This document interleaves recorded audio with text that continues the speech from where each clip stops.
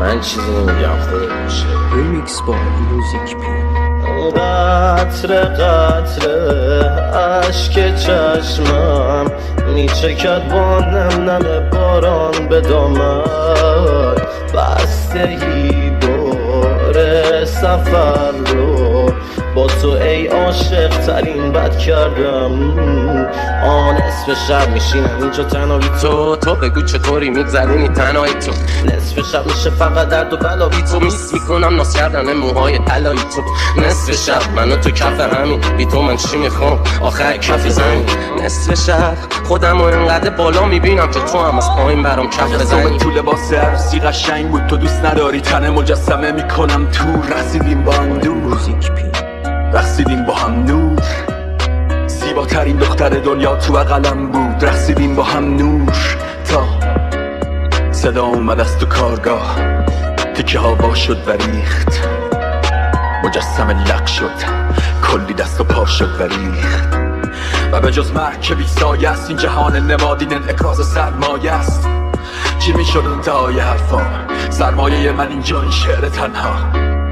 مهم نیست چقدر تنها، مهم اینه ایستادم رو متن حرفام.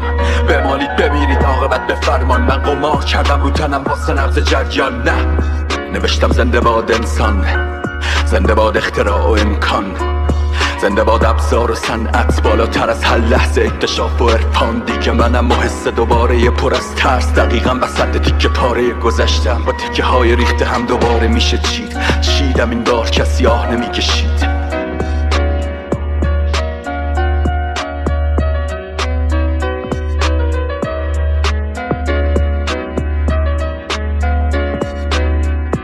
ریمیکس با موزیک پی.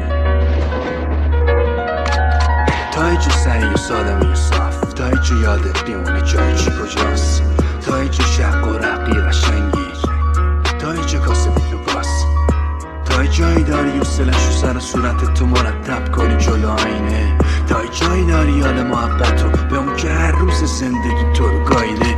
یه روز میرسی و چه دیگه نمیکشی، سر تو میگیری سیر شیر میشی چی جنس میکسی. سیاه میشه لبای صورتی هممون وایم نیست قلب زیره یقمون، هممون دلمون تنگ شه بره دیگه سمن و بره آشای خاله بره ترچیل سنمون.